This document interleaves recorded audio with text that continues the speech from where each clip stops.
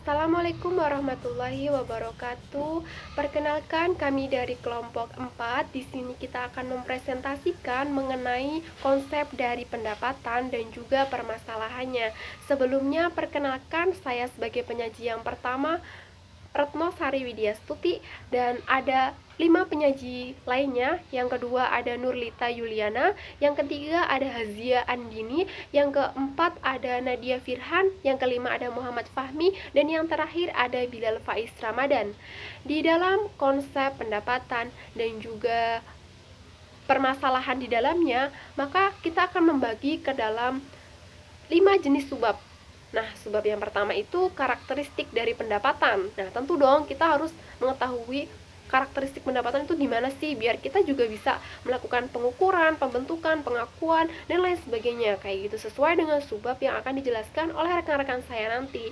Oke, memasuki pada karakteristik yang pertama, karakteristik dari pendapatan itu sendiri, maka di sini saya akan menjelaskan mengenai pengertian dari pendapatan.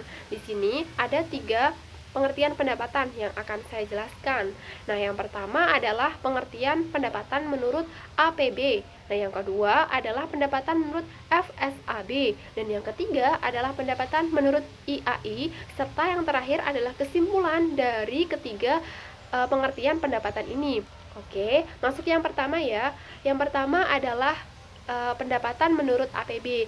Kita perlu mengetahui pendapatan ini dikeluarkan statementnya itu pada tahun 1970 yang menyatakan bahwasanya pendapatan itu adalah kenaikan kotor dari aktiva atau penurunan dari hutang yang diakui sesuai dengan prinsip berterima umum. Nah, di sini konsep prinsip berterima umum itu ada 5, teman-teman. Yang pertama ada SAK, yang kedua ada FASB, terus ada juga PSAK dan lain sebagainya, kayak gitu, yang udah dipelajari di sebelum UTS kemarin ya. Terus selanjutnya itu jadi akuntansi ini tuh digunakan oleh perusahaan untuk perusahaan yang profit oriented kayak gitu. Nah, terus ketika perusahaan tersebut melakukan suatu operasi dan menghasilkan laba atau menghasilkan pendapatan, maka di sini akan disebut sebagai peningkatan aktiva. Dalam pengertian APB ini sendiri, itu bisa disebut sebagai pendapatan dalam pengecualian ketika adanya keuntungan transfer antar perusahaan yang masih dalam satu afiliasi, itu tidak bisa disebut pendapatan menurut APB ini sendiri, kayak gitu. Nah, yang kedua itu menurut FSAB pada tahun 1980. FSAB ini mendefinisikan bahwasanya pendapatan adalah aliran masuk atau kenaikan aktiva suatu entitas atau penurunan hutang dari penyerahan produk, barang, penyerahan jasa, atau kegiatan lainnya yang mana akan menghasilkan profit atau pendapatan untuk perusahaan itu, kayak gitu. Nah, ini tuh sesuai ya sama pernyataan yang dikemukakan oleh KAM bahwasanya pendapatan itu memiliki 2 aspek nih. Aspek yang pertama itu ada aspek fisik, dan yang kedua adalah aspek aku lupa. Konsep fisik, sama yang kedua itu aspek moneter. Nah, konsep yang pertama, aspek fisik ini sendiri, fisik ini mengacu kepada apa yang telah kita korbankan untuk menghasilkan barang yang telah diproduksi, tapi barang di sini dalam bentuk kuantitas yang siap jual, kayak gitu. Jadi pemasukan input dan outputnya itu berupa barang dan jasa. Sedangkan dari sisi moneter itu lebih ke pemasaran. Jadi kita udah ngasilin nih barang. Nah, barangnya ini ketika itu harus ditukarkan dengan kas, misalnya dengan kas untuk menghasilkan pendapatan, kayak gitu. Jadi di sini itu fungsi pengertian dari pendapatan itu sendiri tuh pertukaran antara ini aku kasih uang, aku dapat barang, kayak gitu. Jadi hubungannya langsung sama konsumen, kayak gitu. Nah, oke. Yang ketiga itu menurut IAI.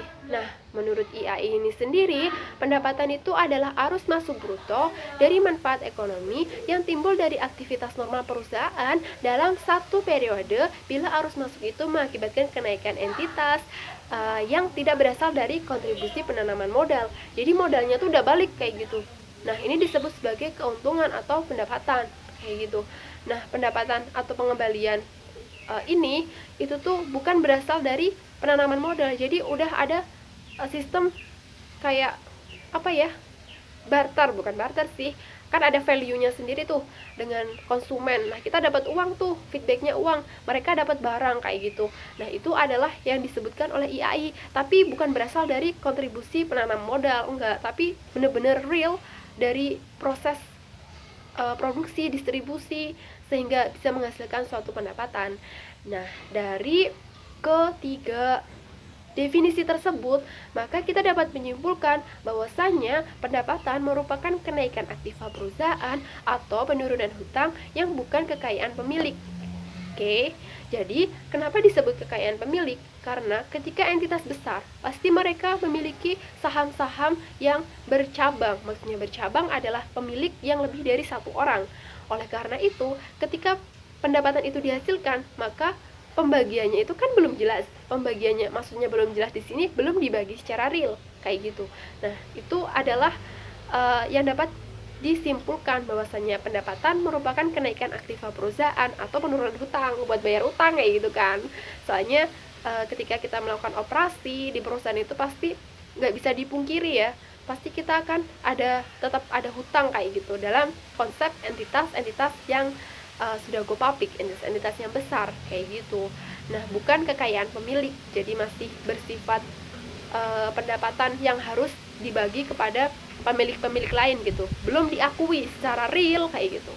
Nah, demikian yang dapat saya sampaikan. Selanjutnya akan dijelaskan oleh rekan-rekan saya. Semoga sedikit yang saya jelaskan mampu menambah pemahaman teman-teman. Apabila ada yang mau ditanyakan, nanti bisa ditanyakan di sesi akhir. Demikian yang dapat saya sampaikan. Kurang lebihnya mohon dimaafkan. Bila taufik wal hidayah. Wassalamualaikum warahmatullahi wabarakatuh.